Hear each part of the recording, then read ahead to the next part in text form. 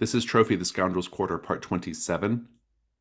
Between sessions, the group decided that they wanted to go and retrieve Malkuth's hoard. I have since been reminded that Malkuth's hoard is located in a well, a little bit outside of Fort Durin, so it's not a very long journey. And that in fiction terms, there's an incredible amount of money down there. It's 17 gold in game terms, a lot of stuff. I am going to tell you, and you'll all be delighted to hear, that because this is basically just a little afternoon jaunt out to the well, I'm going to put you all at one burden.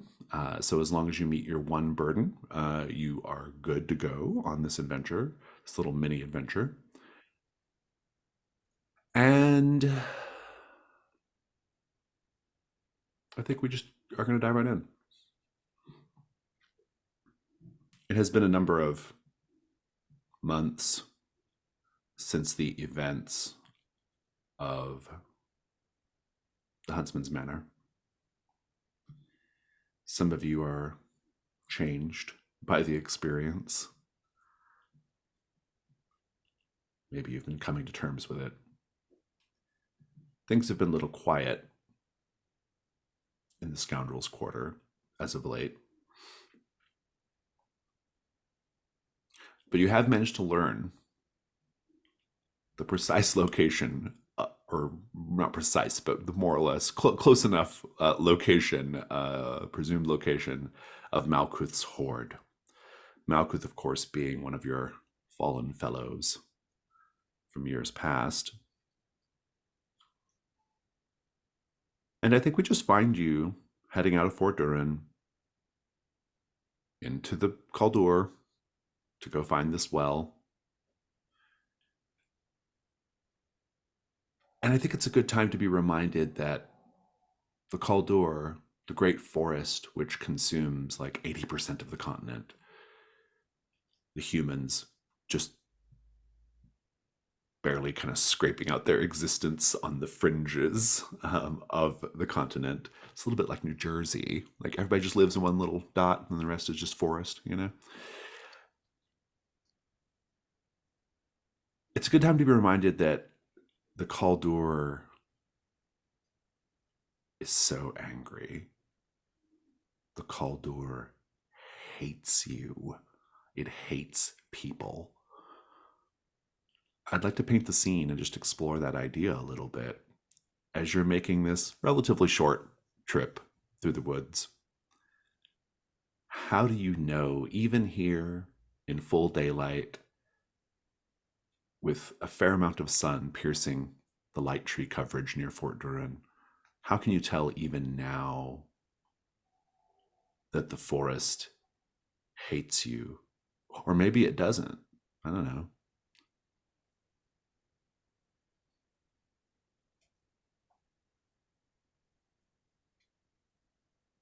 Berwin is thoroughly convinced that the woods hate him because he hates them.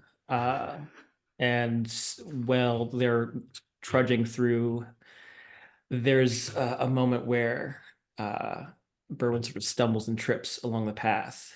Uh, and he thinks that he had caught the tip of his boot in like a root that had been sort of coming up out of the ground.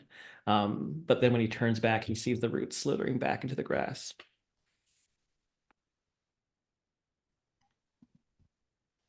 The forest might hate Alina, but Alina has the protection of the saints, so she's not terribly worried about the forest.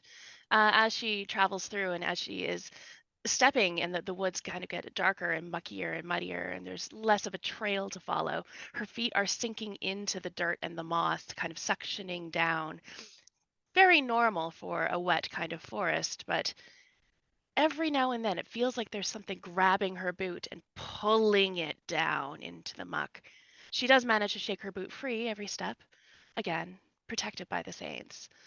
So the forest is going to have to try harder than that. I think Cassian. Go ahead. Cassian feels like the forest doesn't hate him because he doesn't hate the forest. This is the only place he's felt closer to home.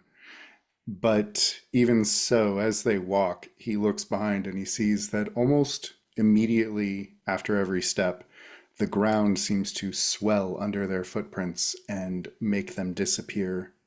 Maybe so that they couldn't be followed, maybe so that they couldn't be found. Oran feels the forest is jealous of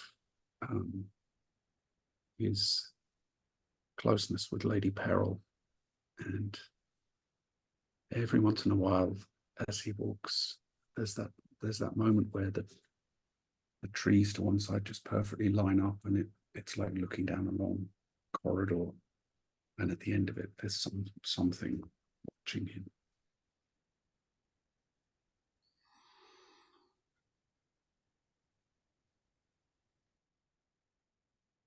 It's maybe half a day's trudge through the woods, along an ancient trail that Malkuth managed to scout out, at the end of which presumably is the well where Malkuth hid his treasure. But you find that the path that lies ahead is obstructed. A mass of twisting, thorn-covered vines spills forth from the forest, obscuring the ancient trail cutting through the Caldur. Near shoulder height, the tangled mass shifts on an unfelt wind, as if it draws breath.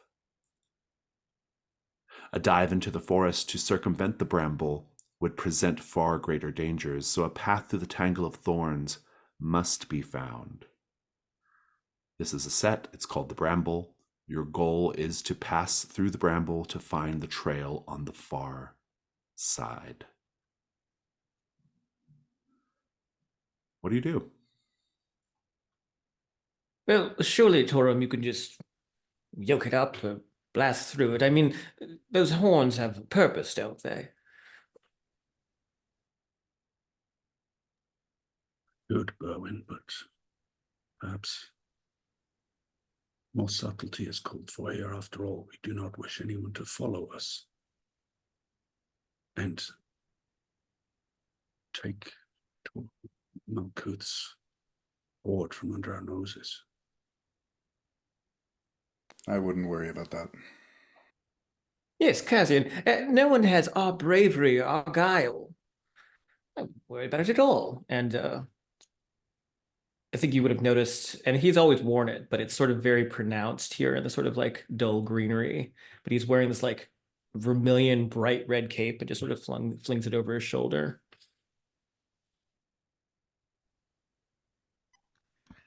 If anybody's following us, they're just going to have to get through this too. So they're going to be stuck behind us. We're going to get there first, and we're going to wipe the horde clean. So I don't really understand what you're worrying about. Are you worried you're going to get your things tangled up? Does nobody have an axe?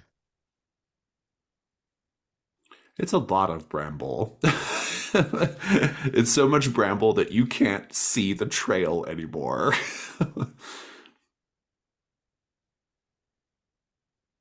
I would like actually to use a ritual at this moment. Okay. I would like to cast Guide to conjure a thread to follow. The guide through the thread we have to follow through the bramble in whatever way it'll take us to get to the trail. I imagine it'll take like a bird's eye, whatever the straightest course is, easiest course. Intriguing. This is going to be a risk roll. Everybody can speak what we think could happen if the die roll fails.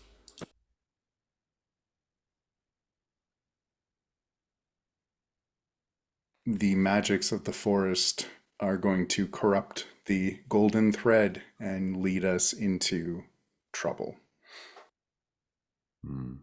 Yeah, the golden thread itself gets tangled in the brambles and just leads us in circles into some kind of trap. Yeah, mine was pretty much the same. Or the forest corrupts the thread and makes it split so that we end up divided and going deeper into the forest away from the well.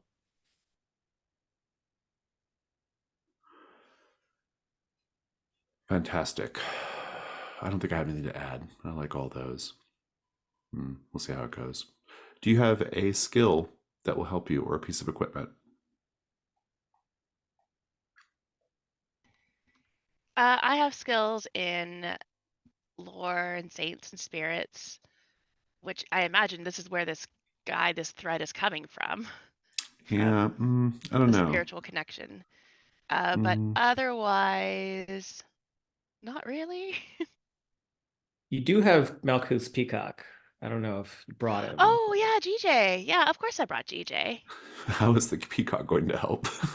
He's are like, you sacrificing gonna it? sniff out. He's gonna sniff out the way like a sniffing dog to Malkuth's horse because he's probably been here before.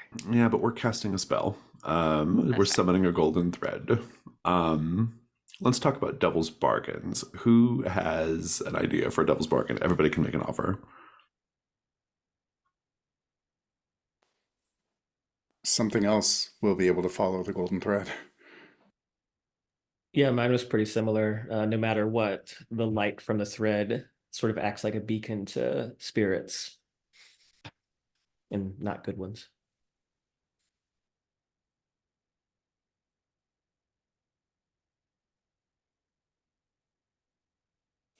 The golden thread leads us by the most direct route, which takes us through the deepest, darkest part of the bramble.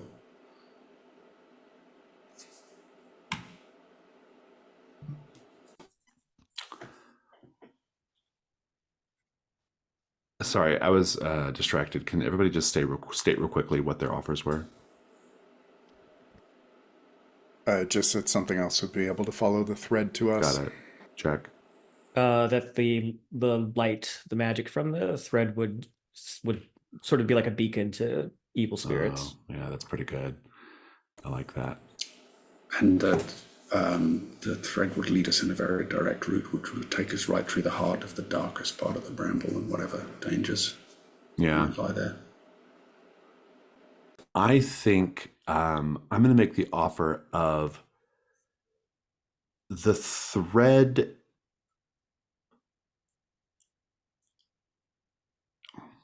Something in the bramble reaches out and plucks the thread like a harp string.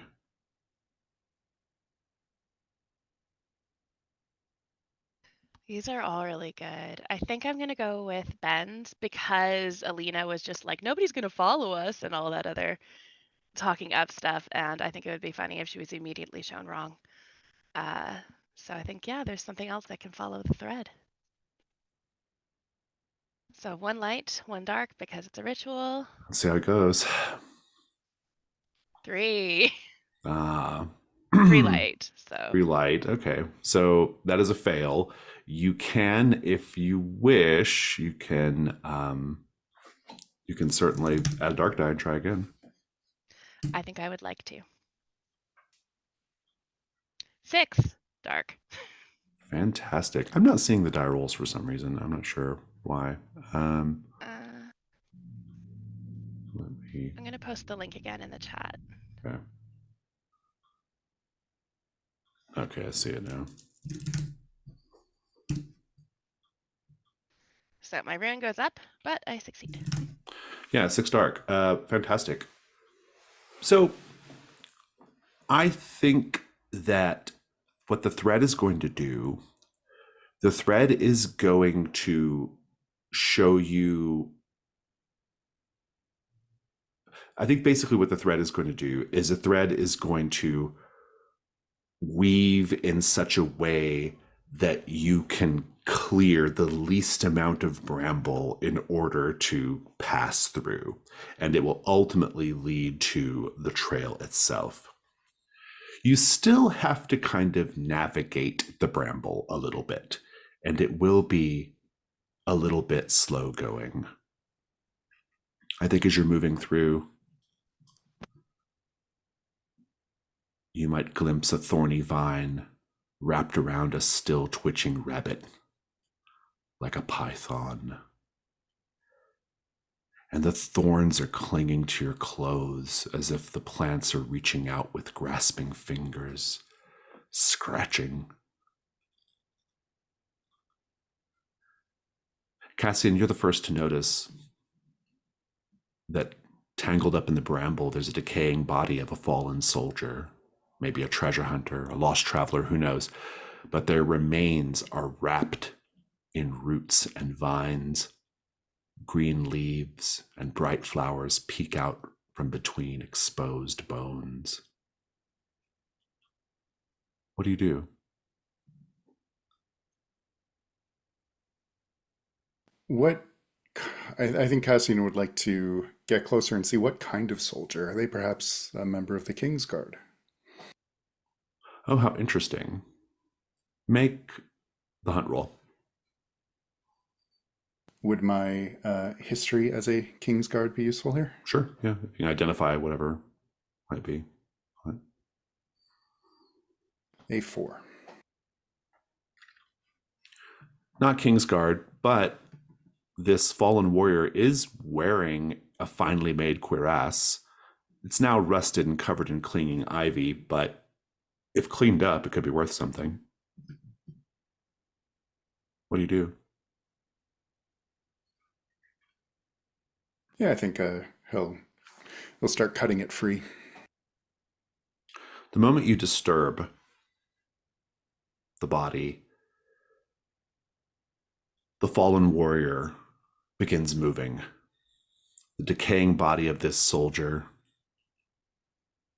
wrapped with braided vines between bone armor, immediately stands up.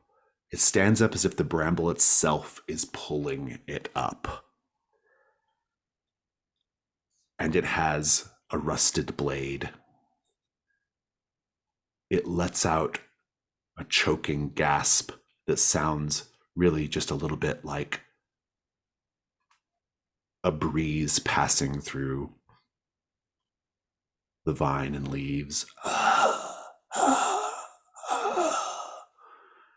And this bramble-choked knight lunges forward.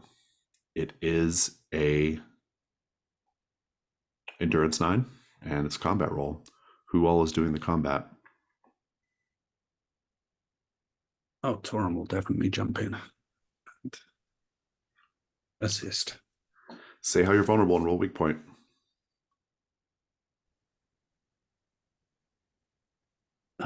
I think I'm vulnerable because, well, in amongst all these brambles, there's not that much room to maneuver, and good chance I could get tangled. Horns get snagged. Indeed. Cassian, you're kind of there in the thick of it, so to speak. That's what I was thinking too. And I have Torum. a 2. Torm's weak point is 5. Cassian's weak point is 2. Alina, I think you are getting scratched up really badly by the bramble, which is where your ruin increase comes from. So Yeah. your arms are bleeding, your legs are bleeding. It's not great. I am going to give you a condition, bramble scratches. What are you doing right now?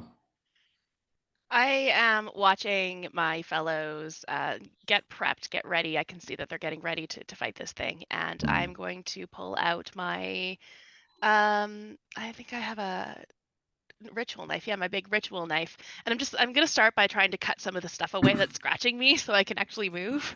Okay. A little bit of self-protection first. Is that how you're vulnerable? Is you're cutting away these?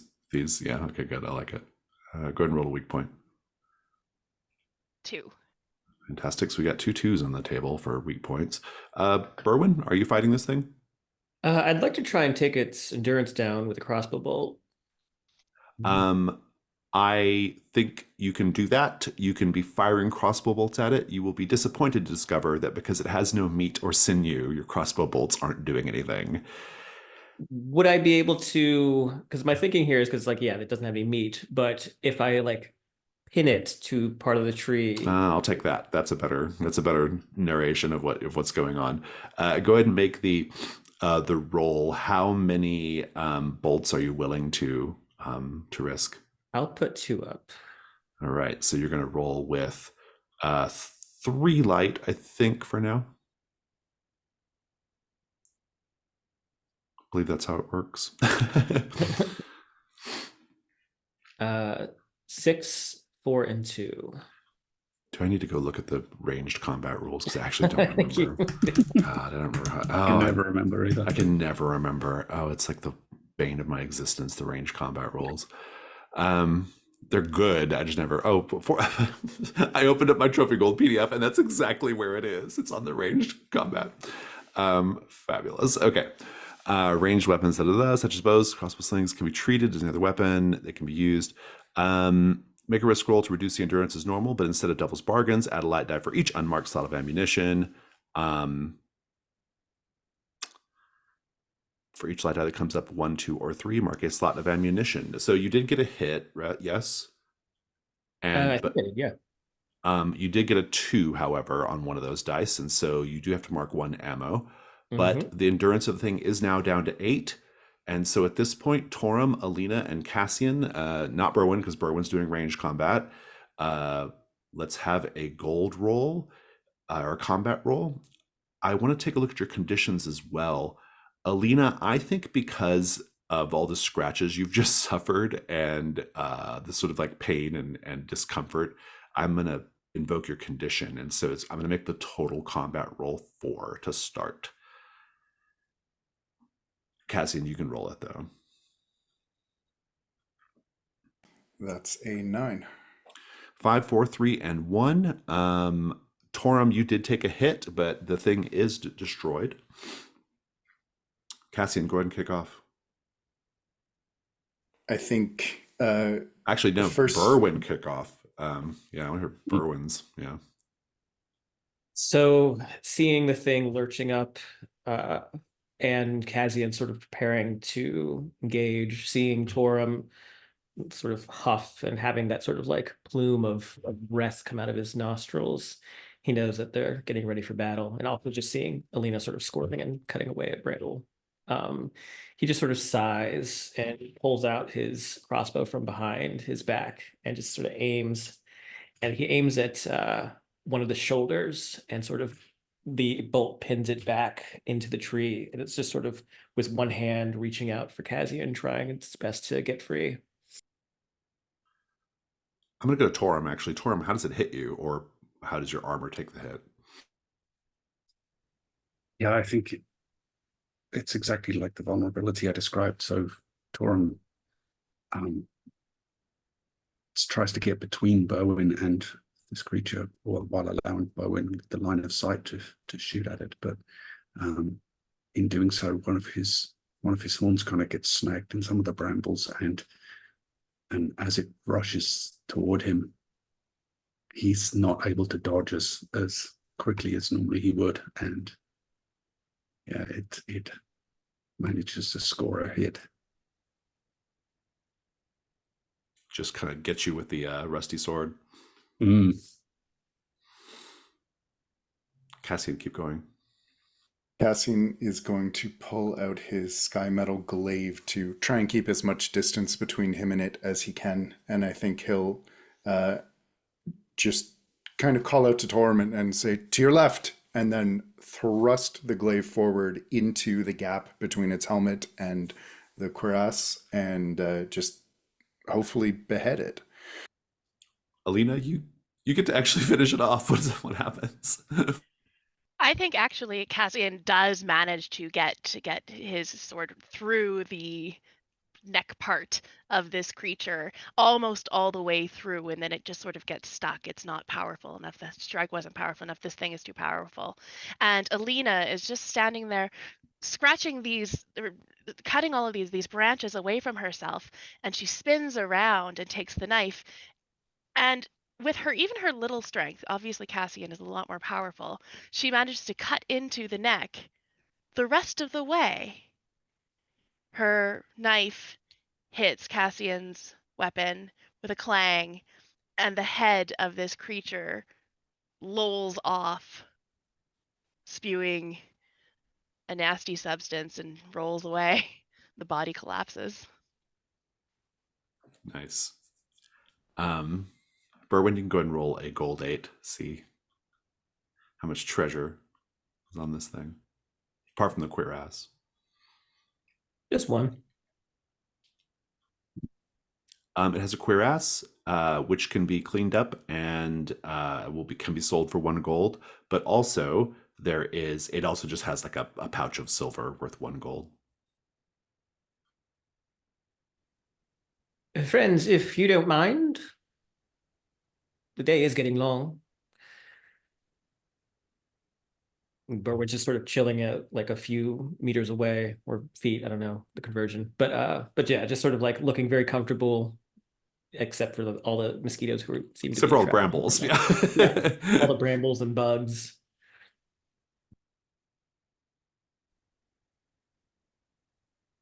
I think Cassian would finish cutting off the cuirass, but toss the bag of silver toward Alina. I'm going to take the bag of silver and open it up and look inside and do a quick count. And I think I'm going to move to put it into my pockets when I look over at Torum. And I just kind of, fine.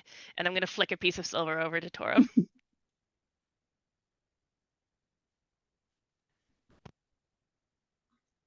I think Torum just kind of peers at Alina from under his helmet as he angrily pulls himself free from the brambles and doesn't say anything. Fantastic. The golden thread is still there.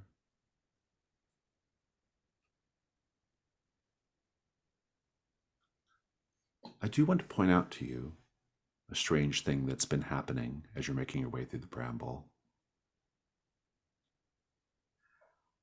A vine has started to wrap itself around the golden thread from behind you. And you can see now that the vine encircled golden thread actually leads somewhere else. Not in the direction you're meant to be going. The vine that is wrapped around the golden thread leading elsewhere is covered in clusters of plump, deep blue berries. And you can smell the sweetness of them, even just standing over them. And Cassian, do these berries look familiar to you at all? They're rather fragrant. You should not Would get my distracted. would my plant skill indicate anything here? They seem like just regular berries, but they are particularly sweet smelling, particularly ripe and perfect, ready to be plucked. They look fine, as far as I can tell.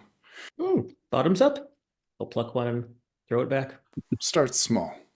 It's delicious. It tastes like honey. It is the sweetest, most delicious berry you can remember ever tasting. You can even feel the berry healing you a little bit. Not like, sealing up a wound or anything, but who knows if you consume enough of it. But maybe something small on your body, Berwin, is better. What is it?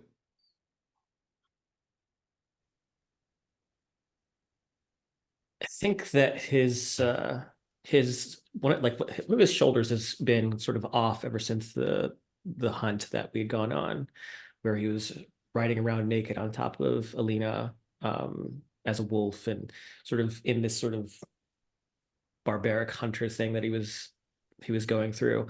But obviously it took a little bit of a toll on his body. But as he's eating it, he's letting it sort of sit on his tongue and sort of slide down his throat. And he feels this sort of like sweet warmth just sort of course through his body, and especially sort of concentrated on where his shoulder felt has always sort of had that kind of pain since the hunt. And he's kind of like jerks it a bit, says, really, you must try these. These are fantastic. Torum. And he plucks another berry and he's sort of like aiming as if to like throw it up into his mouth. Open your mouth. Come on. Catch it. I think that it just kind of pings off the cheek guard of Torum's helmet. And are you sure you should be eating that, Bowman? He'll pluck two more. And I don't know what you're talking about. These are fantastic. Kazian said they were fine. Except they seem fine. Well, I suppose that qualifier does do some heavy lifting. But right now I feel perfectly adequate, even rejuvenated a bit. But that shoulder I was telling you about, Alina, it's fine. You do Just seem kind a of shakes his little. head. Are you sure those aren't fermented? I think eating the berries is enough to justify a hunt roll at this point, Berwin. Please go ahead and make a hunt roll. Does persistence come in since I'm persistently eating? Yeah, I'm into it. Yeah, I'm into it. Yeah. I tried to convince everyone too with berries.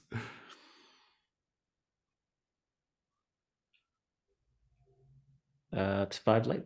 Well, only light. 5. Take your token, but you encounter something terrible. While you're all sitting here having this conversation, you realize that what sounded like the wind blowing through the bramble, a strong gust, is in fact a group of these bramble-choked knights encircling you, weapons drawn. There are 4 of them. They are collectively an endurance 10. Please tell me how you're vulnerable and make a weak roll.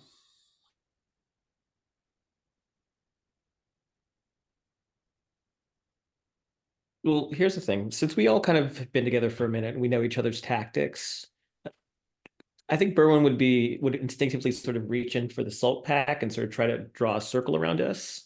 But if we don't want to do that and you guys want to fight, I'm totally into that. I think the salt circle makes might be sense to me. difficult to make in a bramble-choked ground, though. Yeah, that's fair. That's fair.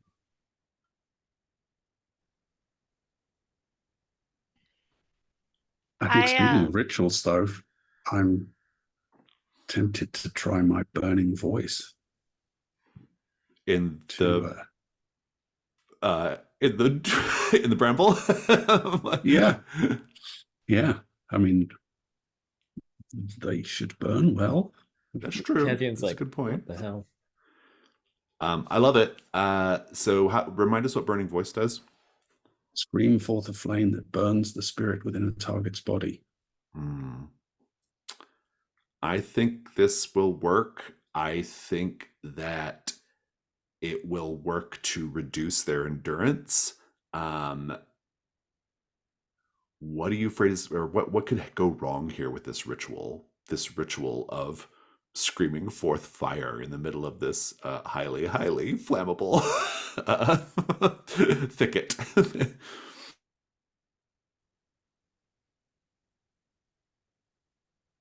I think you would all have PTSD from fire enough at this point, but maybe not. I don't know.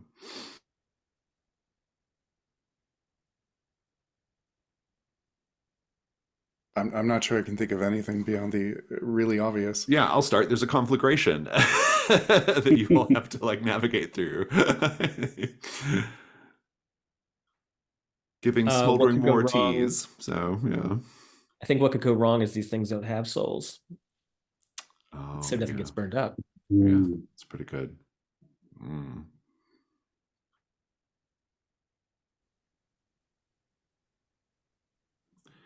if there's no other additions, you have a risk roll to make.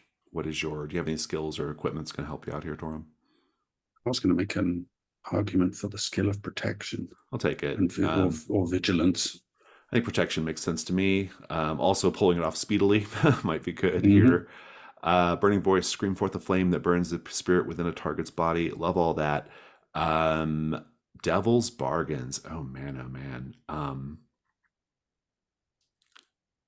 gonna go real hard.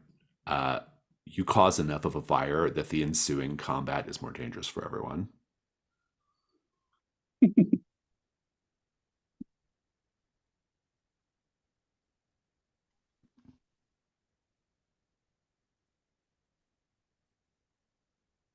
No This would be matter really what. mean for all. Oh, go on. Oh, say, I'm kind of inspired by our Trophy Dark scenario. No matter what, the fire cracks open something that's in the forest that has been waiting for a long time. I like that. I'm gonna double that, or I'm gonna second that. Yeah, I really like that I'm one. on board with that. I like that one. My other one was going to be really mean, but it was going to be no matter what, it turns at least one of those bramble choked knights into one of those cinder ghosts from the Smoldering Moor. Those things fucking suck too. I think those things. I think they killed like 2 characters. They're horrible. Yep. These are all really awful. Do you want to choose any of these? Actually, no. I offered mine, but I also really like the idea of awakening something. So I don't know. Mine's still on the table too. Yeah, I'm going to go with Amanda's. That's Jax is also very tempting. But, fantastic. You have 2 light, 1 dark. Let's see how that goes. 6 dark. 6 dark. Fantastic. You fully succeed. So this is actually really, really beneficial for you all because you knock them down to an 8 because of the 6. And you've also discovered their weakness, which bumps them down to a 7. So they're a really, really easy fight at this point. I just need to know what this scene looks like, Torum, as you use your burning voice to weaken them. Yeah, I think as Bowen turns, seeing these creatures shuffling through the brambles, Torum just turns as well and takes in this huge inhalation of breath and then lets out this roar bellow, and we see the flames bursting in the depths of the brambles as these things catch light. But it's also, there's the brambles that Torum was still trying to get himself pulled free from also start to burn, and he hence is taking some ruin.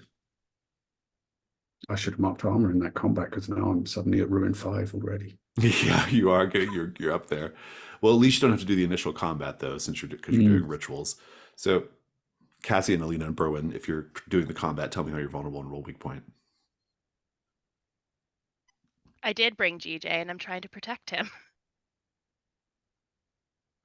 Fantastic. What'd you get for weak point? Not to cheese it, but can I use my crossbow again, or is it more just like? No, I think you only ever get 1 go at these reducing the ruin things. Yeah. All right, then I'll roll.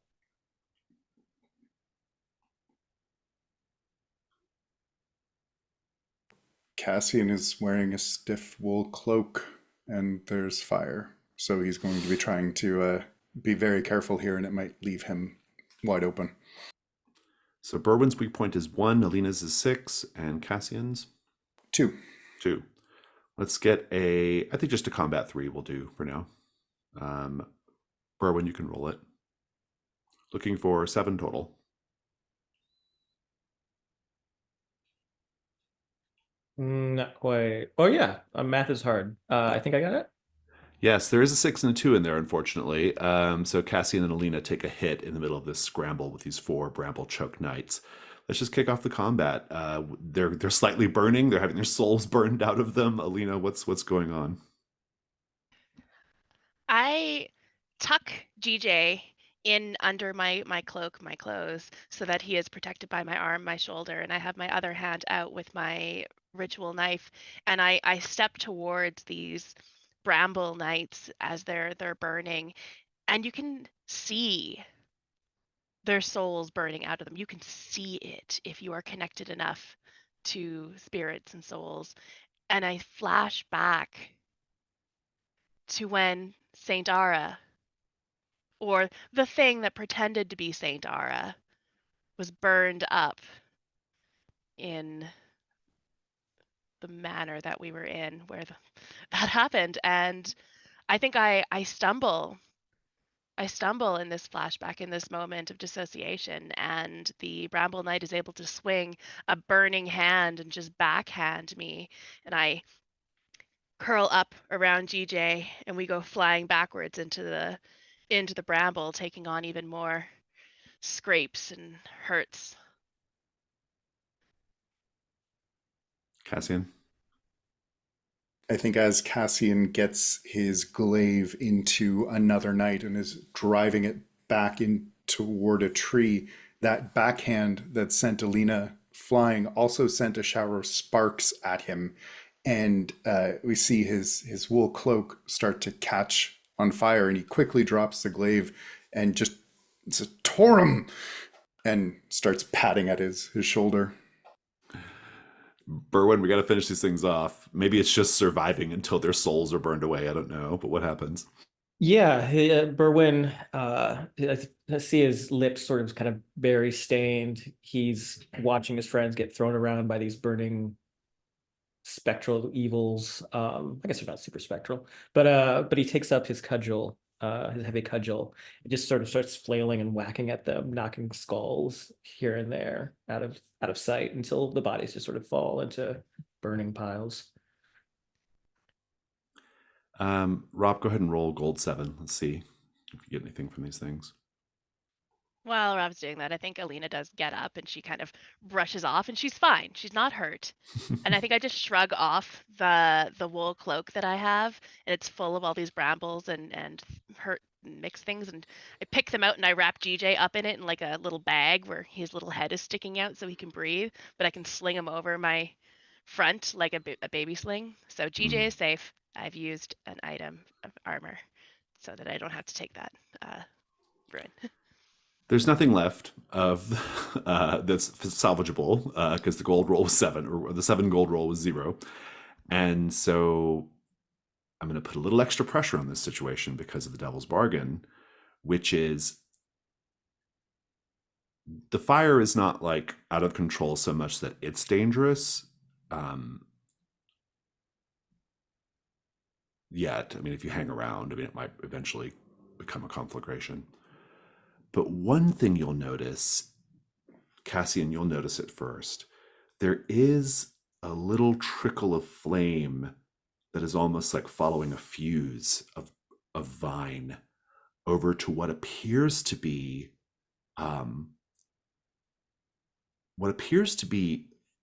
a large vine-choked boulder between a trio of trees. But as the fire burns away the bramble and the vines and the leaves and the branches, you can see that it's not a boulder wedged between these trees. It is a bear. It is some sort of hideous, vine-choked, bramble-choked, undead bear that is being shaking off its entombment. It lets out a series of choked roars, but it's starting to get its life force. It's starting to get more free. It's really big, even on its haunches. It's quite large. You can all fight this thing, or you can quickly tell me how you are going to escape it.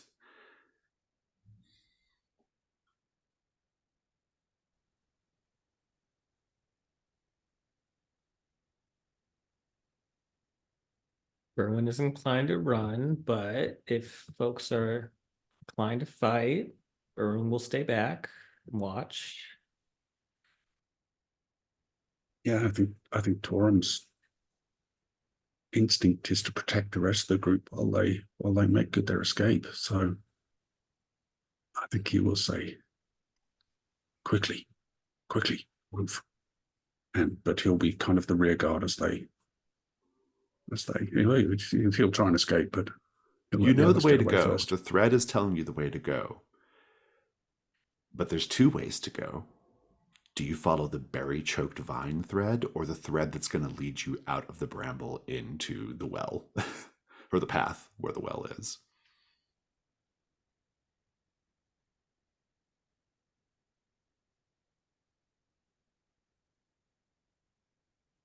I'm going to pray to the sisters and have them tell me which way to go. What do they tell you? That's a really, really great question. Cassian, what are you doing? I think he's going to follow the thread toward the well, the path. Berwin? Berwin's been eating a lot of these berries. So I think he's going to follow the berry. You're following the berry covered path? vine. Yeah. Very interesting indeed. Alina, berries or escape or egress?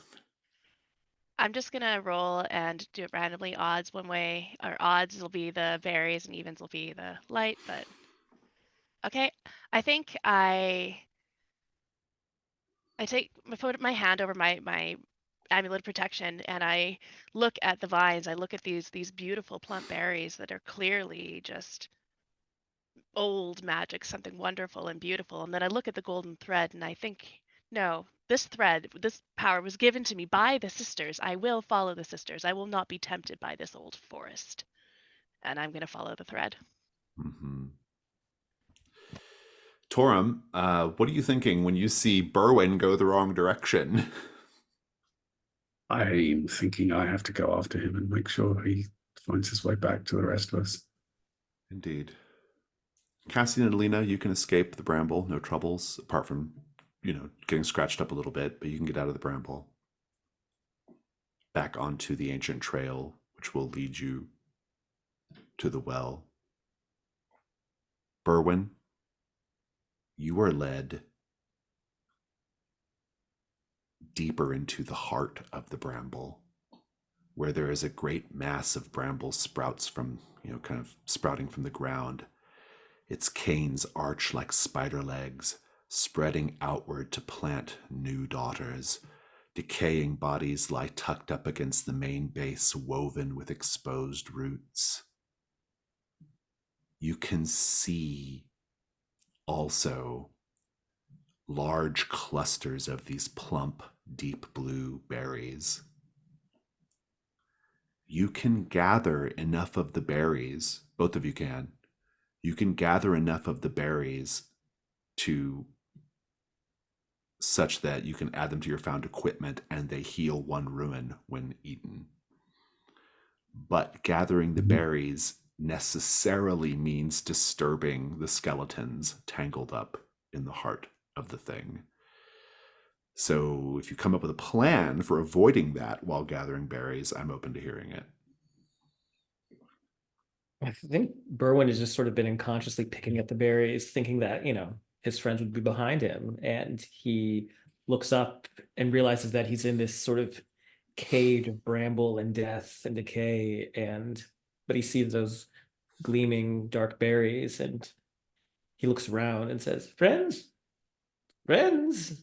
Oh, And I think no. Torum comes kind of crashing through the undergrowth behind him. Oh, there you are. Where are the Where's- others? They followed the thread, Berwin, as you should have done. I thought I was following the thread.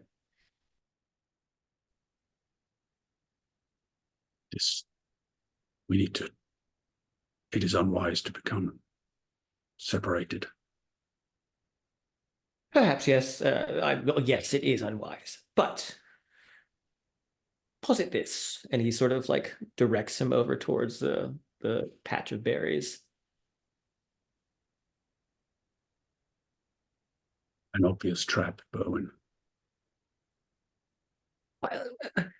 Isn't we're adventurers? Aren't all treasures somehow just obvious traps? Aren't we just trapped by treasure in general? Capitalism, that's a real trap there. If you mean to do something, Berwin, be quick about it. I find that I will. Just make sure that these things don't disturb me, and I'll make sure to get a patch for you. And I think what I know you said it might be difficult to draw a circle here, but is there like a clearing on the ground? Oh, I like the idea of if you draw a circle near the base of the heart, which I think is probably possible, then you can keep the entangled skeletons away from you. I think that's clever. That would be a risk roll. You can take a help from Torum. Torum, if you help out, I will let you both collect enough berries to have enough to heal one ruin. Sounds good. Ben, what could go wrong here? The skeletons that you are guarding against aren't the only things in the brambles. There's something in the berry bush. Intriguing. I think you could just get added to the tableau of bodies. Do you have a skill that will help you? Rituals. Okay. And Amanda, you can make a devil's bargain.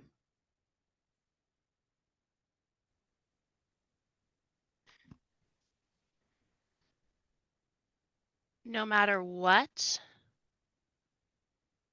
you are berry drunk. I'll take it. I'll take it. Very That's good. drunk. That's good. You have I think you're already very drunk. Or you're going to be very drunk. You're getting there. It's not going to affect this roll. You do have 2 light and 1 dark for the ritual. Depending on how the die roll goes, you can also take help from Torum. 4 dark.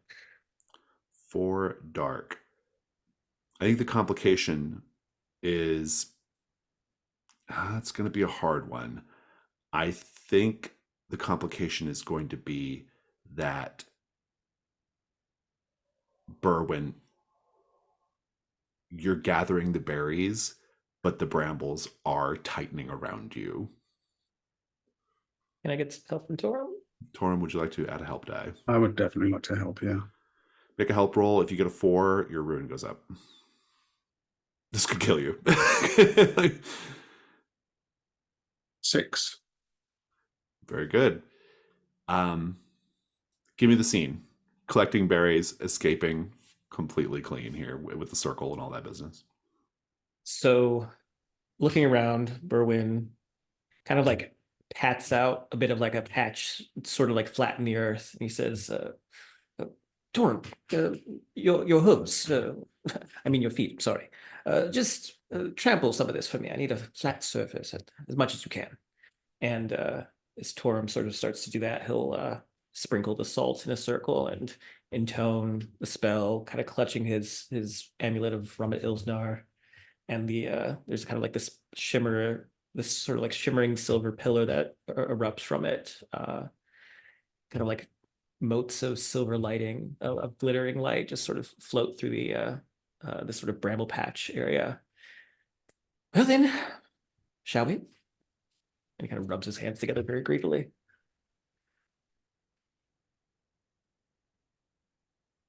So long as we're here, perhaps we might as well avail ourselves. But Yes, let's be quick about it, as I say. Of course. And yeah, You can gather 2 uses of the healing berries. Divide them up however you wish. They have to be used. They have to be used by the end of the session, or otherwise they spoil. So know that as well. so I have a question about help. So I rolled that 4. that was higher than my current ruin, so it would have meant that my ruin went up. But because No, it doesn't. Stormbolt is It doesn't got it. because the new result is the 6 light. So,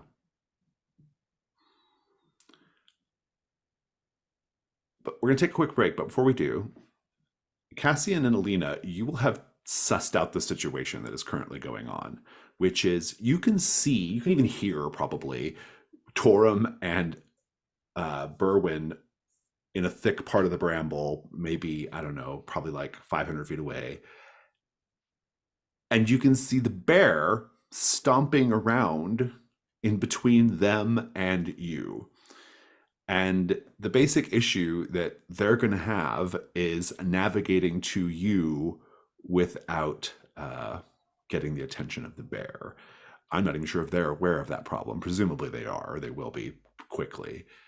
Maybe as a group, be thinking of how you're going to get the group back together and avoid the bear while we take a 5-minute break. The undead bear problem, the bramble choked bear problem. What are we going to do about that? If nobody else has an idea, I can do a ritual. Which is? We're going to start some more fires. That feels like a great idea. Ashes. Burn something irreplaceable to turn a creature or object to dust. Oh, very good. Okay, I like it. Who wants to say what everybody can give their thoughts on what could go wrong here?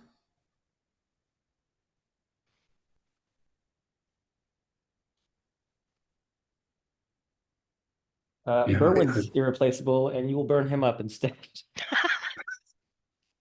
I was actually thinking, yeah, you don't have anything that's irreplaceable, and it doesn't work.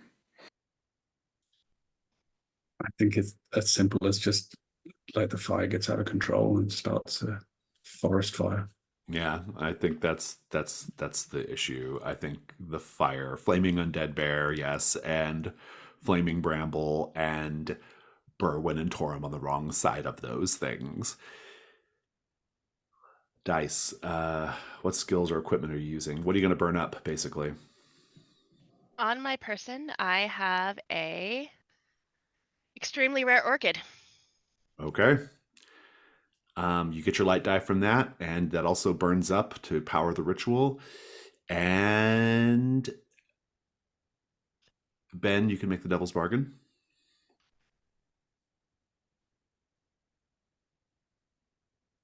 Where did the orchid come from? I got it. From Huntsman's Manor. It was in the atrium or the little Yes. greenhouse. Yeah. I think. Isn't that right? Yeah, it was. Sure. Yeah. Yeah, it was in a little pot. I took it. I think that there is something. The orchid is so rare because there's something unnatural about it, and in burning it up, you are going to alert something watching.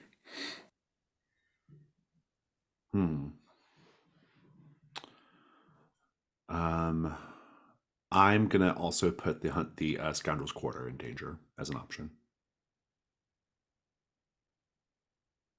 I like the idea of burning this rare orchid that we got somewhere completely different, causing problems here. Because that sounds like a neat way to tie weird things together. Yeah, We'll see I what don't know Challenge. anything better. Well, it was just me and Ben. So 2 light, 1 dark. That is a 4 dark.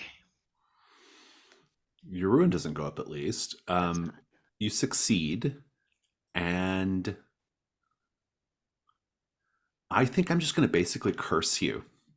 How many curses can I get in one game? This curse is going to be, I'll have to look it up in Loom later, but whatever sister is dedicated to like flowers and cultivation, maybe, you have grievously offended her by burning up this orchid. Beautiful. And she has cursed you.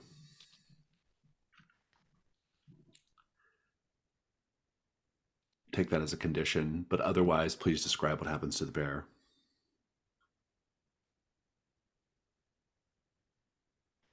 I just looked it up.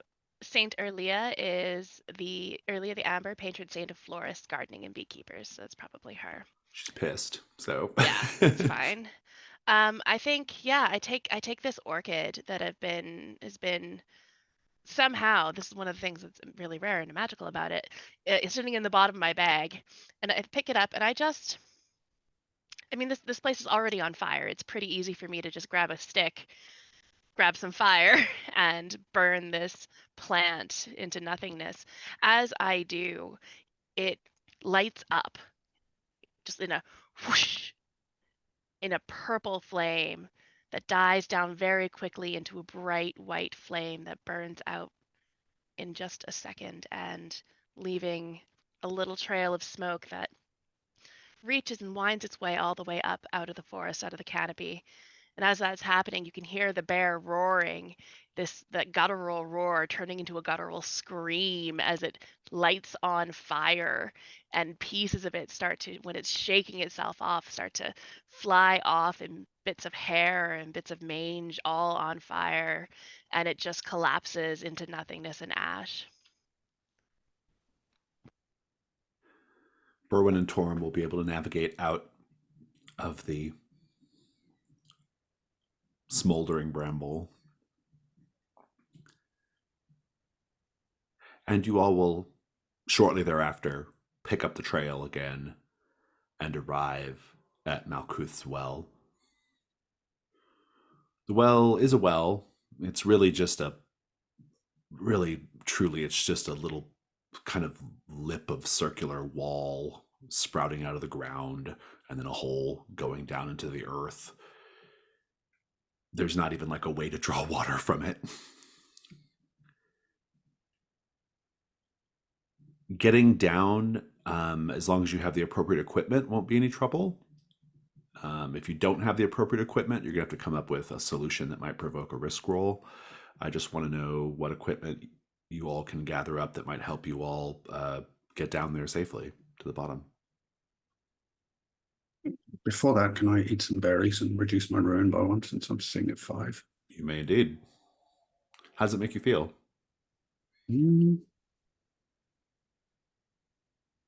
I think a little lightheaded, but Torum enjoys the sensation because there's something a little fey touched about these berries, I think. Are you also berry drunk? Perhaps a little bit. I Very think tipsy, maybe, you know. Berwin, yeah, how Torum's is... a big guy. It takes a lot of That's berries true. to It's a get him good drunk. point. Yeah. Berwin, you're not a big guy. How is berry drunk affecting you? He is just like, I think Alina would have noticed as soon as she saw Berwin and Torum coming out of the clearing and meeting up with them. He's been sort of getting increasingly more wobbly. And when they get to the well, he just sort of looks over it. Why would anyone want to go down there?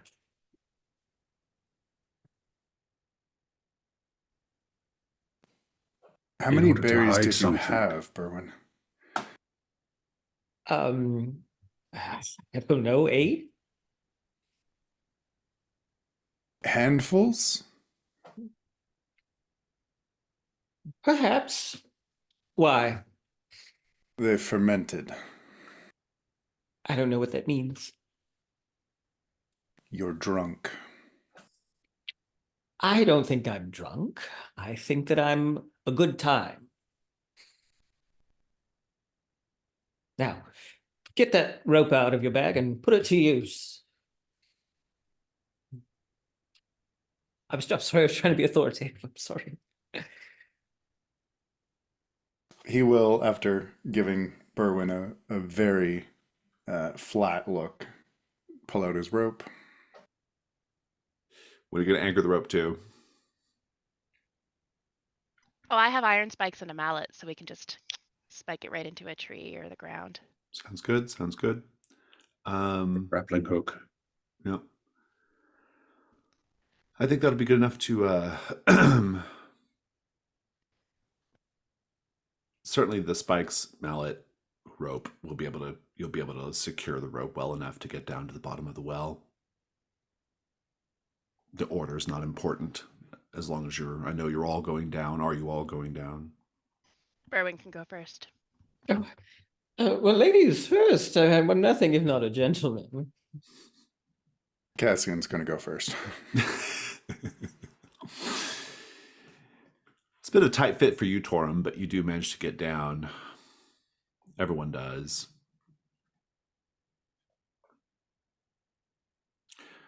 At the bottom of the well, it's actually just a little landing that leads to a kind of tunnel, we'll say. And then you follow that tunnel a bit, and then that opens up into a larger cave space.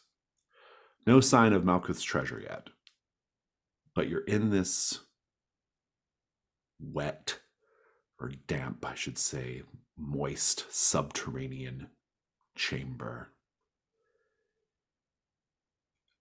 It's quite dark. Does anyone have a source of light? I have 3 torches. Light up a 2, torch. actually, 2 left. Light up a torch, spend one of those, and I'll give you a better sense of the size of the chamber.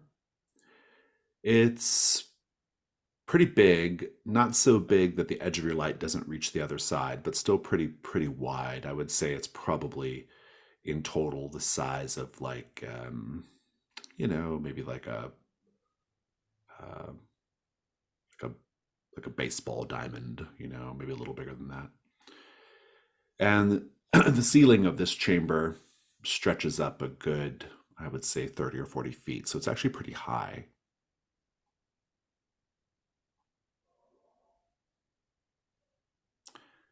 As you were making your way down the rope, making your way through the tunnel, making your way into the subterranean chamber, I would like to remind you all of a bit of history. History that only Cassian is intimately familiar with. Cassian may have shared that history with you or may not have. I'll be asking you that in a bit, Cassian.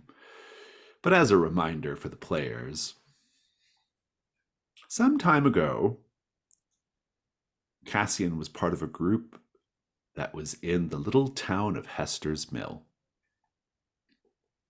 And in the little town of Hester's Mill, they ran into a number of problems, but the principal problem was the presence of the terrible demon Malfast that had been summoned by the people of Hester's Mill back in the day in order to dispatch the tyrannical Lord Galdrin. Now, Lord Galdrin, it turns out, was, in recent years, turned into a beast-bitten, a cursed beast-bitten, who forgets who he is every time he changes, and was on a hunt of some sort.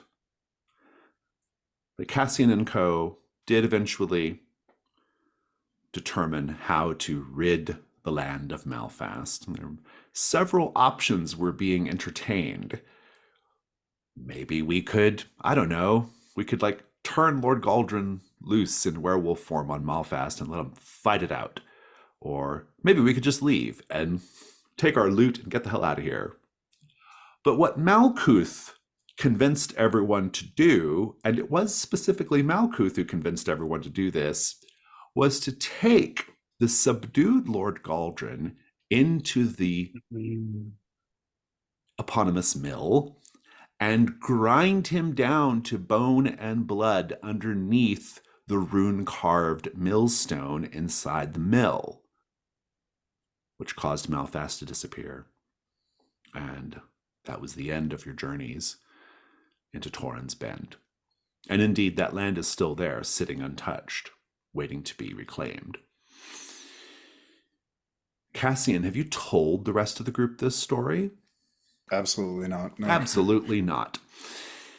And so a good deal of Malkuth's money comes with this really terrible, quite literally bloody history. There's more to the story, too. But if Cassian didn't even tell you that part, he almost certainly didn't tell you the other parts.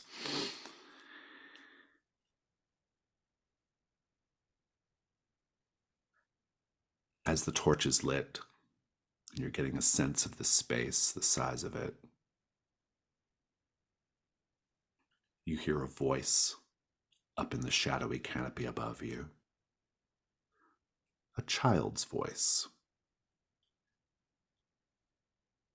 Did you come to play with me? What was that, Alina? Shh! There's somebody in here. Not somebody. What? It spoke. Did you not hear it? Of course I heard it. There are things that can speak that one would not consider a person. What do you mean, like a spirit, a ghost? Quiet. Naughty Ebert. What's that? Don't answer it. I've been waiting for you to come play with me.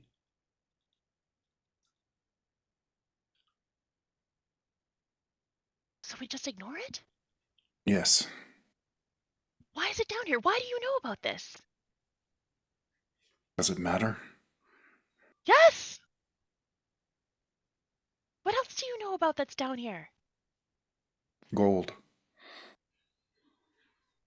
Fair. I built a doll. Do you want to see him? Cassian, I know you said you're very brief with your answers, but I do think that this demands a little bit more explanation. I mean, this thing is talking to us. It's a spirit, a haunted doll of some sort. It was bound to Malkuth. I didn't think it would be here. I built a doll. A playmate. I used the sorceress's magic to make him. What sorceress? Oh no. But we do not Don't speak talk to it. to it, Berwin. It's what I do. I'm an intercessor. I speak to spirits. Spirit, show yourself. My doll is a little upset. We came to find the one who made him so angry.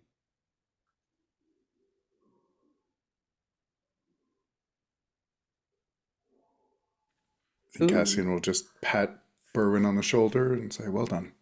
Good luck. Who made whom angry? What is... I feel like I'm being thrust into something that I had nothing to do with. At this point, you will see, loping towards you into the light, a towering construct made of wood and bone, wolf pelt, scraps of armor, topped with a bloody, askew wolf head,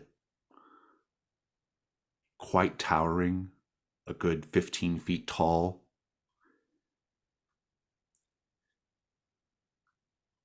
Long, stretched, gangly. Its chest is filled, stuffed like a scarecrow, but it's stuffed with black feathers.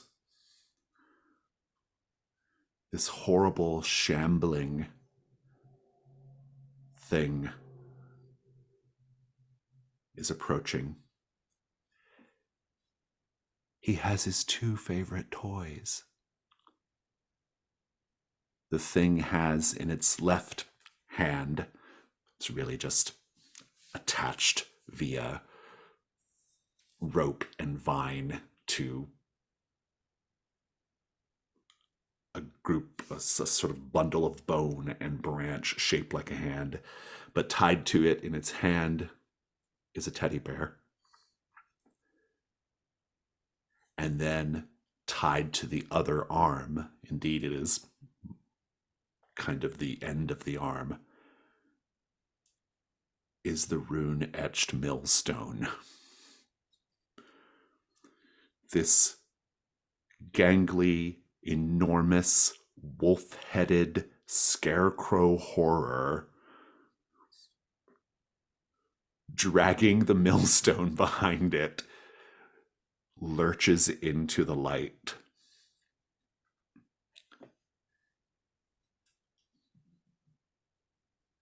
And then you see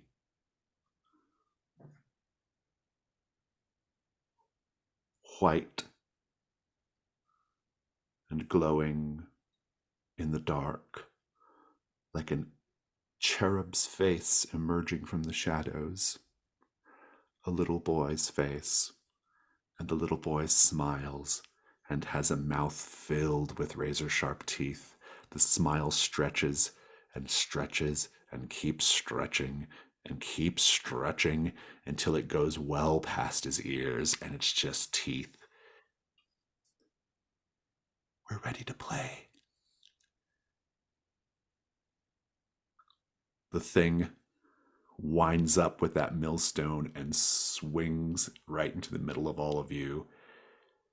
Ebart is crawling on the cave ceiling while this is going on. Together, they're an endurance 12.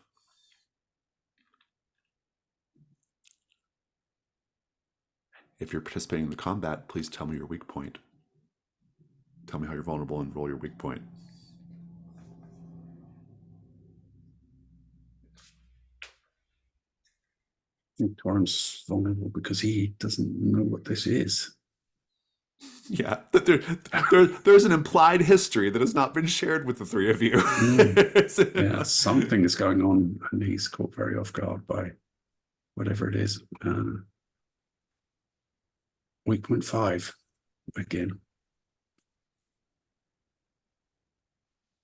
I think Cassian's vulnerable because he does know what this is, and he's terrified. And it's 2 again. 5 and a 2. Alina, what are you doing? I am also vulnerable. I think I'm just going to gently put GJ down behind us safely behind us so that he doesn't have to look at this. Yeah, I'm vulnerable because I also do not know what is happening, and we're in a really confined space. I mean, it's large enough, but not for something like this. It's just big enough for it to get a nice swing with that with that millstone, but not so big that you can easily dodge it. Exactly. I'm not good at dodging. Mm-hmm. What's your weak point? 5. 5. My weak point is also 5. So that's 3 5s here. Berwin, you're probably the only one who can reach Naughty Ebart, who's up in yeah. the ceilings. But I'm also very drunk. So that is my weak point. My That's your vulnerability. Good. Focus and coordination. Yeah. 5 is the bad number. There's also a 2 in there, but 5 would be really, really bad. Let's just get the combat roll on the table, and we'll figure out what it looks like. This is going to be a combat 4. We're looking for boxcars. I think Cassian would shout to Berwin to aim for down on the ceiling, the crawling thing. Cassian, Yeah, would I be able to do that and then reduce it, or I think it's just how you that's just how you have to combat it, basically. Yeah. You have to you just have the ability to combat Naughty Ebart. So otherwise you'd kill the thing and then you have to fight Naughty Ebart separately, right? So Right, so 4. Mm-hmm. 2 5s. 2 5s and 2 1s. Off to a great start.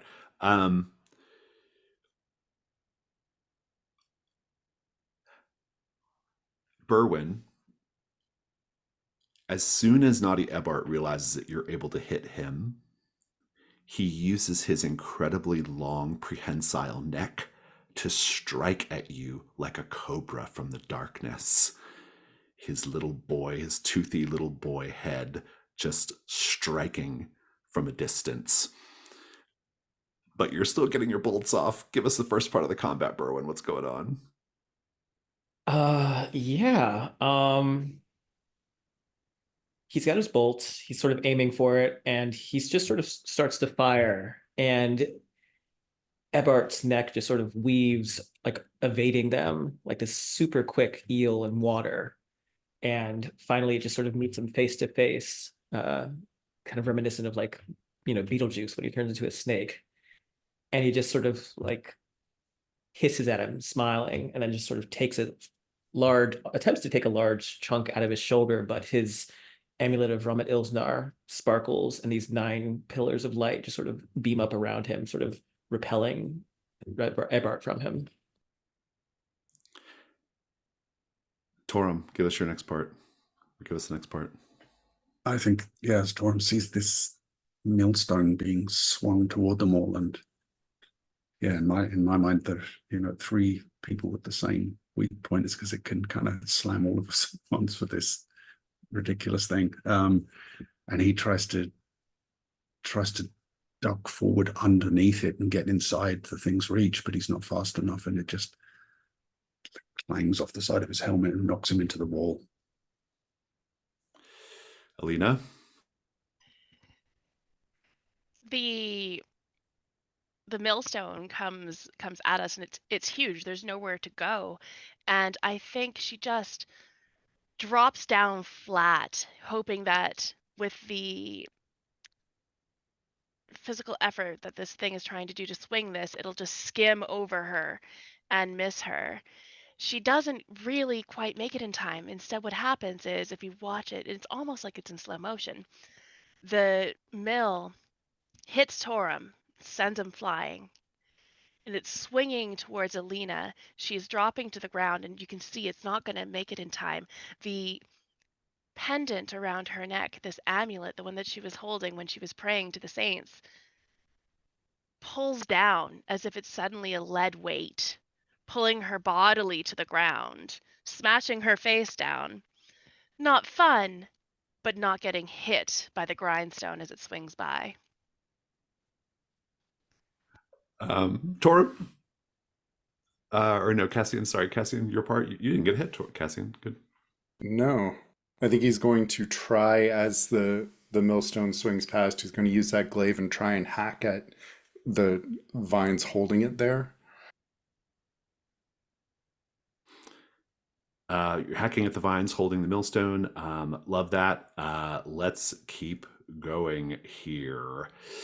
Just a real quick rules clarification, just because I always mess this up. There were 2 hits, but when we mark armor, it negates all hits. Absorbs all Got it. Okay. all damage. Yeah.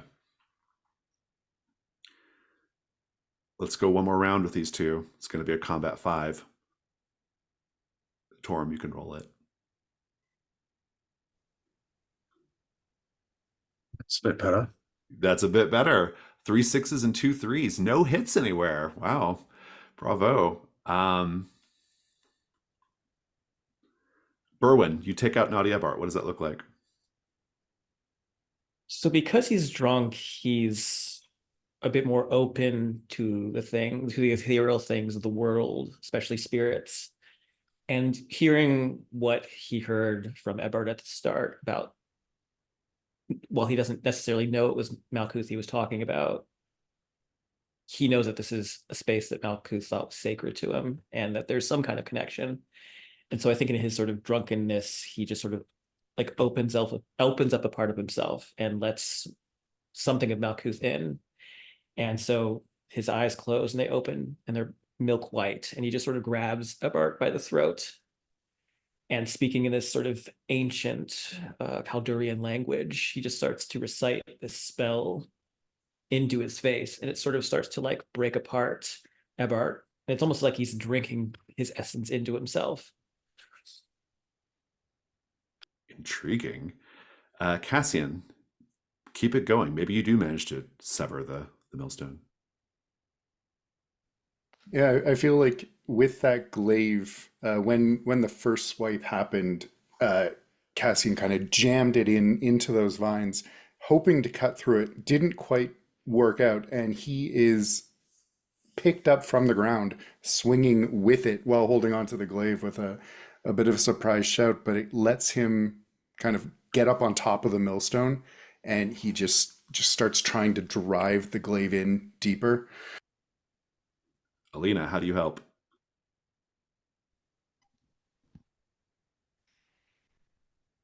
I think I actually just sort of I step up behind Cassian, and as Cassian is driving the glaive in deeper, I am pushing bodily on his arm, throwing my entire weight against it to help make that go even further. I can't help much. Torum, you can finish off the construct itself, this wolf-headed construct. Yeah, I think Borum recovers from being knocked aside by the millstone, and the second time it swings, he does kind of duck under it and get inside the reach and just plunges his blade into the thing's center mass, severing the kind of scarecrow-like construction that's holding it together. And if it's Mandrake's magic, there's a heart in there, right? Yeah, and I think that maybe takes him by surprise because he doesn't know about that. That his sword is in there and he's like twisting it around, cutting cords and like bundled straw, and then suddenly there's a gush of blood coming out. It crashes down in a rain of black feathers and blood from the heart. And as it dies, it pulls the teddy bear close to itself and then stops moving. What does Nadia Eppart look like at the end, Berwin? As the scene sort of settles down and the three of them, Alina, Torum, and Cassian, are just sort of getting their bearings, they would see there's nothing. It's just Berwin. And he's sort of like has his eyes rolled back in his head, and he's sort of muttering this incantation before he stops suddenly and like blinks, and his eyes return to normal. And he wanders over to Torum and says, "God, I think I'm gonna be sick." And he just sort of starts to hurl. And when he does, it's a lot of those blackberries, but interspersed in it is this sort of like glowing white stream of ooze that used to be Eberhard. Awesome. All right, let's roll gold. Ben, you can make the gold roll. Gold 12. 4. 4. Very good. I think that just to keep it simple, well, if you want to define something from the construct that you think would be valuable to have, you can certainly add that to found equipment. Otherwise, we can just say it's just extra money in the hoard, in Malkuth's hoard. So, but if somebody wants to define something from the kill, you can certainly do that. You will be able to find Malkuth's hoard hidden under some stones, and that is another 17 gold. So this was a pretty good score, especially because you only need burden 1. It was a little touch and go there for a moment. You all could have died really easily. So I just want the viewers to know how close that was to a TPK. It was really just that one golden die roll by Torum that saved it. We'll take a quick break. When we come back from the break, we're going to do Hearthfire. So be ready to Hearthfire. Think about your Hearthfire options. We'll be back in, we'll just say 10. Okay, we're back. Let's do some Hearthfire. You all have a temporary burdens of 1, so please just erase a treasure worth 1. Did anyone take something and found equipment from the construct rather than just more money in Malkuth's hoard? Yes. What'd you I'm take? going to take the teddy bear. Ah, good. Nice. Okay, fantastic. It is a magical item of sorts, but not enough to raise your burdens. But it's enough to make it worth 1 gold. So I'm going to take a piece of the. I think we were talking over the break, and we think the ruin that was on the millstone has been Mhm. shattered. But I'm going to take the one of the pieces that shows most of the ruin and see if I can get Oh, nice, good, yeah. I mean, it was covered in runes, but maybe there's like one Ah. in particular that the important one, yeah, or what I guess is the important one, because like I a really central should know. rune or something. Yeah, like Yeah, that. Yeah, it's the good. coolest looking one at least. Nice. Um, okay, so then what did everybody end up with treasure-wise at the end of all that? 5 for me. Oh, -1 I've got for my burden, so 4 remaining.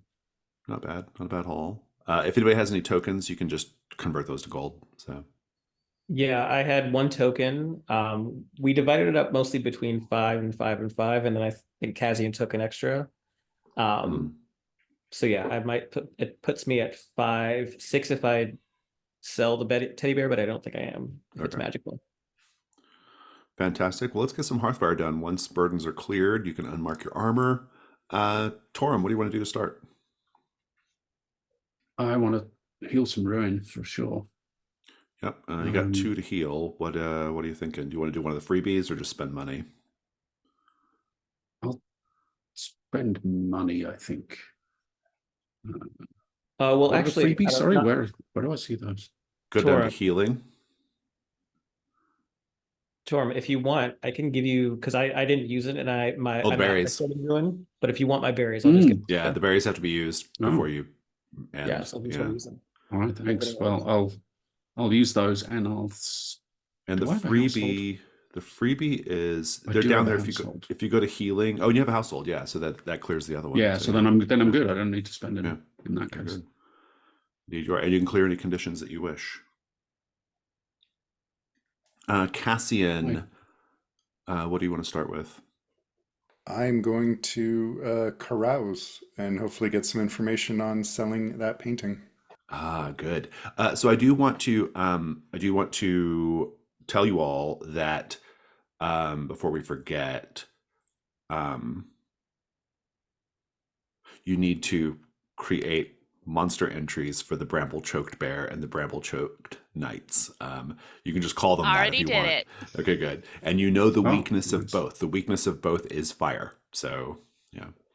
The bear is an endurance 10, and the knights are individually an 8. In case you ever encounter such things again, you never know. There's always a bramble.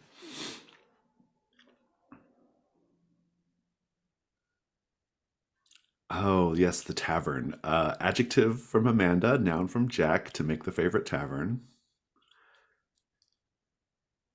Whenever I say type them in and reveal them at the same Yeah. time. I'll send it. I'll private it to you, Cassian.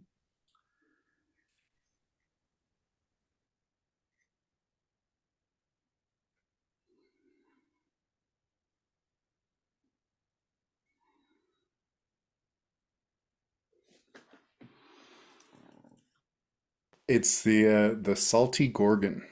That's a good name. I like it. I like That's a Salty good one. Gorgon. That is a good one. Yeah. I love it. So what else do we have to do on Carouse? Let's see. Spend a gold to get access to useful info before beginning an incursion. Useful information includes rumors, maps, and a named monster's weakness. Each time you do so, mark the first unmarked option as instructed. But wait, useful information. Okay, you've already done the first unmarked, and so you're good to go for now. Do you want the scene, or do you just want the info? I think it could be interesting to do the scene because I think he would have slightly grudgingly invited the others with him. Good. So we'll have the scene at the Salty Gorgon when this is all done. It might be a nice chance for all of you to follow up on this information that was withheld about Malkuth, and just a thought. Fantastic. Love all that. Okay, good. Let's keep going then. We'll come back around to this. Alina, what do you want to do for Hearthfire? Well, I had 5 gold from the end of that. One of them is going to cover my burdens. Mm-hmm. I am going to do. I have a household, so that clears one of my ruin. And I think actually I want to establish a horde. So You don't have the a hoard yet. first, Oh, no, okay, I interesting. don't. All right. So the first time you stash gold in your hoard, you complete both of the following. The first one is, where do you keep your hoard so no one can find it? I keep my hoard in a hollowed out book, Hmm. stashed away in a hidden chamber off of the old office of Mother Amara in the Conclave. You may recall Mother Amara was the person that I murdered and framed somebody else Yeah. for the murder who Yeah. is now in jail. Yeah, there's a hidden room off of her old office that is not being used anymore. And in that room, there's many, many books. And in one of those books is my hoard. Mm-hmm. And then I narrate a flashback to the moment your drive became important to you. I still have to think about this for a couple of minutes. I'll do that before we do our Okay. scene. We'll come back to it. Berwin, what do you want to do for Hearthfire? How much are you stashing, by the way, Elena? Oh, great question. I think I'm going to put 4. Nice. Good start. Berwin, what do you want to do for Hearthfire? Yeah. So I've got my household, so I'd like to go clear my condition of very drunk. So I'm gonna go hang out at the little gravedigger shack that I purchased. Oh, you get a memento as well. So do you, Torum, to add to your home. Yeah, I think my memento is just Ebert's teddy bear. I'm just gonna pop it on Nice. the Good. mantle. And I'm going to, I think I'm just gonna hoard the rest. So that's 4 gold for my hoard. And the option I'm going to pick is to answer, you've seen a sign or an omen about what's to come. What is it? And the benefit for that is to take an extra light die on a single hunt roll or a single risk roll if I describe how the sign or omen is manifesting. So we see after Berwin has sort of taken the rest of the day and maybe a couple more hours to sleep off the drunkenness and the excitement, he wakes up, heck of a hangover, but he'll get over it. He takes his remaining gold to the crypt that he's been keeping it in, the empty tomb. And as he's putting the gold in, he hears some shuffling behind him. And it's the sound of rock against rock. And he can hear one of the tombs starting to open. And he sees the sort of mummified skeletal corpse lurching out, leering at him with these sort of empty maggot-filled eye sockets. And it just says, beware. And Berwin turns and says, sorry, beware of what? The shadows. They reach and they will break you. Beware them. And it just sort of slinks back to the crypt and pushes the lid back over itself. And Berwin just sort of shrugs it off like it was just sort of a visitor popping in for a bit of an afternoon chat. Fantastic. Fantastic indeed. I like how direct that omen was. So straight to the point. It's so undeniably an omen. Good stuff. How much are you stashing away? Was that for me? Yeah. Oh, 4. 4. Okay. Fantastic. Okay. And let's keep going back around. Torum, anything else you want to do for Hearthfire?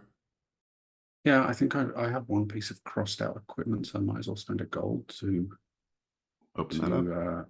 Open that up, and then I'm going to stash 3. And I think the prompt I'll go with is, in what way does your physical appearance reflect your obsession with your drive?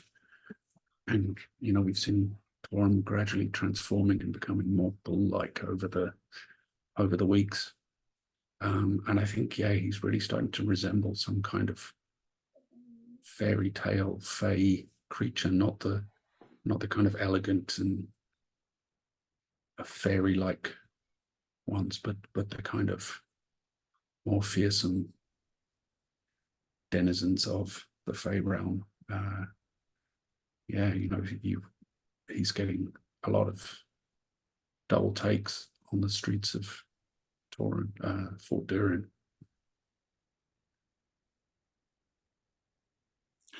If you're gonna spend a gold, oh sorry, were you done? No, yeah, I'm done. Yeah. if you're going to spend a gold, you also have to mark the equipment thing. You're going to have to. Oh yes. You and I are going to have to come up with a shopkeeper and their secret.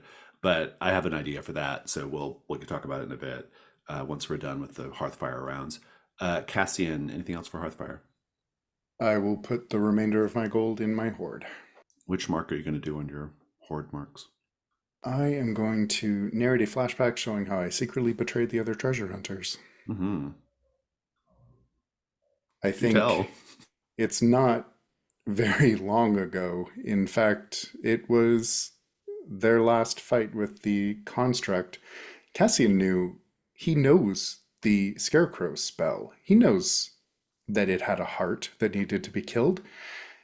He considered for a long time before he decided to hack the millstone instead, because if fewer hunters make it out, his share is bigger and he can help Malkuth's sibling sooner.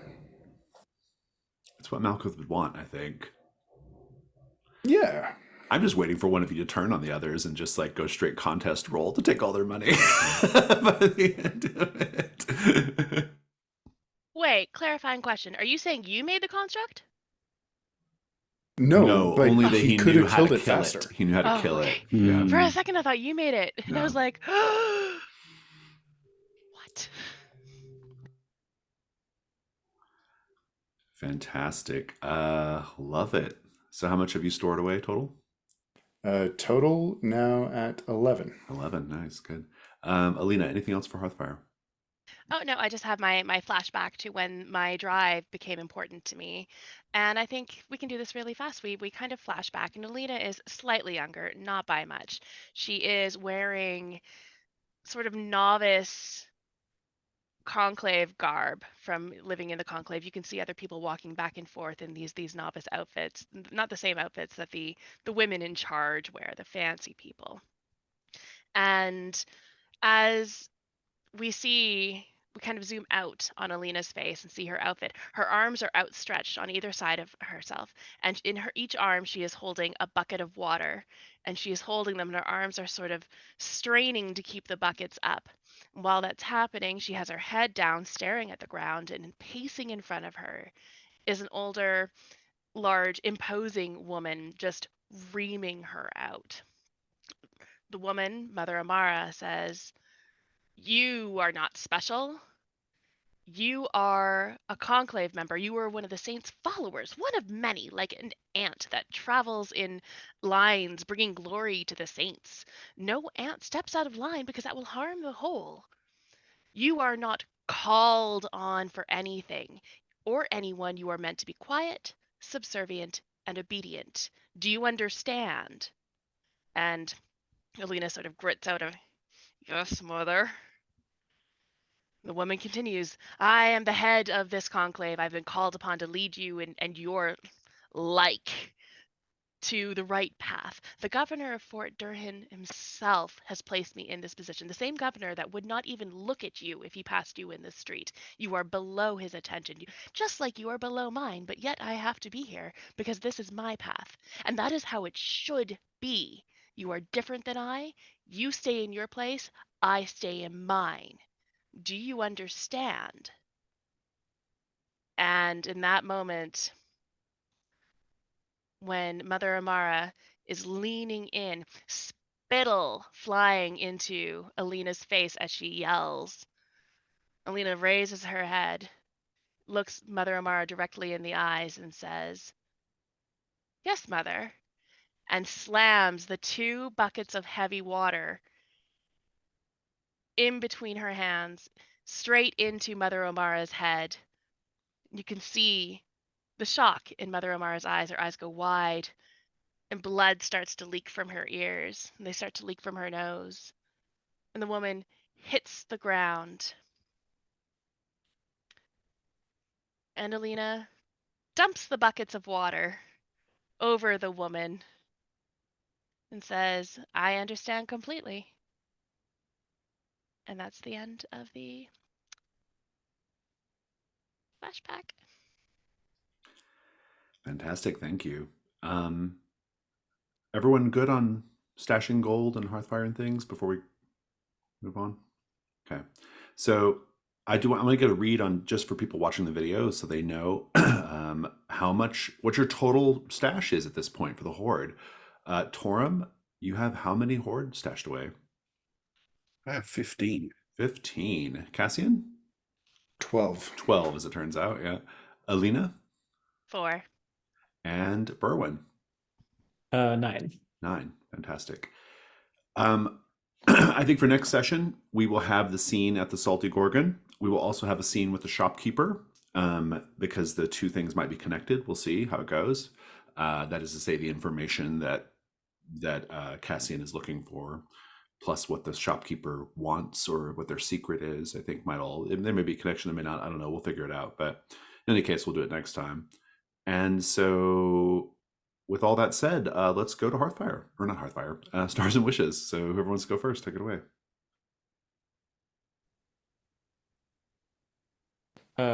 Star, just because it's immediate to me. I love that flashback with Alina. Totally shows like a different edge to her that was really satisfying. Yeah, I thought this was a really fun sort of side session. Nice little one and done. Very tense though.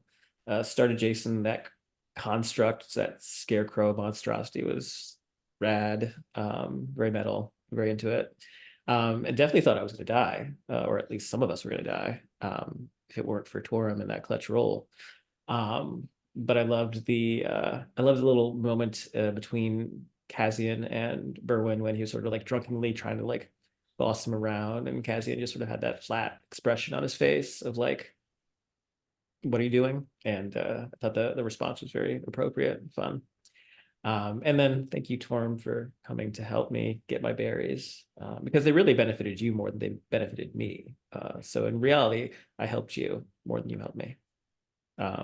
Wishes, I'm very excited for this sort of confrontation at the Salty Gorgon, because we need answers, and Cassian's the man who has them. So.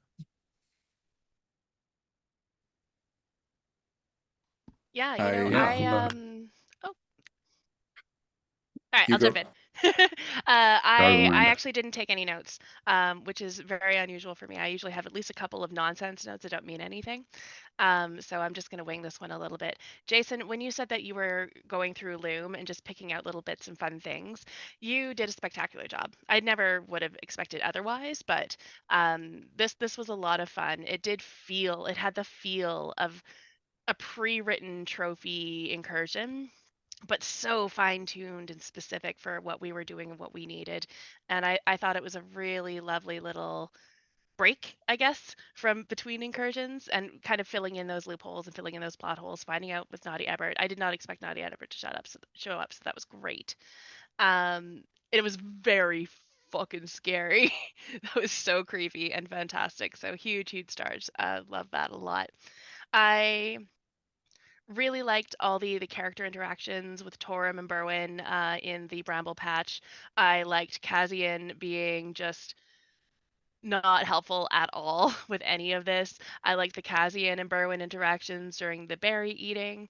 Yeah, this was a lot of fun. I'm really happy we did this, and I'm looking forward to more like, I don't know, little moments like this, if that makes any sense. This didn't feel like a full incursion. It was just like a little thing we did.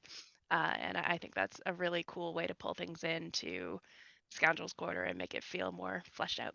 So, thumbs up. Yeah, I had a great time. Stars for I really enjoyed how you all used your rituals today to problem solve. I thought that was a lot of fun, and it created like more complications, which I think is what you want with rituals. And so I really really enjoyed that. Um, I liked the I love the combat descriptions. They were really really great. Like just the descriptions of dispatching the Bramble Knights, of dispatching Naughty Ebart and his toy, like all that stuff was really really terrific. I could really visualize what was happening in that combat, in all those combats, and so that was really quite enjoyable for me. Star for the Alina flashback. Love that. So good. Also Star for a Star for Berwyn's flashback too. And in particular, I love the tone of that little flashback because it felt like such a Berwyn way of having that moment, which was really great, you know? And because Berwyn's character is so camp. Speaking of which, I really like Drunk Berwyn quite a lot. Drunk Berwyn, Drunk Berwyn he feels so uninhibited, and I love that for him. And so yeah, really good time all around. My main wish, I think, I'm kind of thinking in my head as we're here talking. We have not had in a long time a proper like classic fantasy tavern scene. And so I think we'll do that at the Salty Gorgon next time. Get that good solid fantasy tavern thing, you know, which we haven't done in ages. I can't remember the last time in this campaign we did it. So that'll be fun to do. And so I'm looking forward to that. I had a good time. Some particular stars. I thought Jack doing Berwyn, chasing after the berries and forcing Torum to come after him was great. Alina's flashback, which, like as Jack said, like really, you know, Alina always comes across as kind of this innocent, naive character, but there's a whole another layer going on under there, which is there's a ruthlessly zealous edge in there somewhere. And I generally really enjoyed the whole vibe of this kind of fire and dry brambles feeling. I don't know, something about that was really appealing to me, and we just kind of kept almost burning the forest down, and the monsters were cool, and the combat was just went really nice. You know, it was risky, but then we like pulled a crazy roll out, and it went well. So yeah, it was a lot of fun. I am very much looking forward to a tavern scene. Oh yeah, really quick jump in for another star. Rob, big star. You saved us with that roll because I think it was going to be a TPK otherwise. That was the most thank you. clutch roll It was ever. close. Yeah, it was It really amazing. was because you were all like on the knife's edge of a TPK. I mean, I think Cassian could have maybe gone another round or so, but like everybody else was like really close to being like done for. Yeah. Oh, one other star before I forget. Amanda, the amulet weighing you down to cause you to dodge the hit. So good. That was really good. Yeah, stars, as previously mentioned, Amanda, Lena's flashback there, just great. Berwyn is so good. Just such a great character. I love the way you are playing him.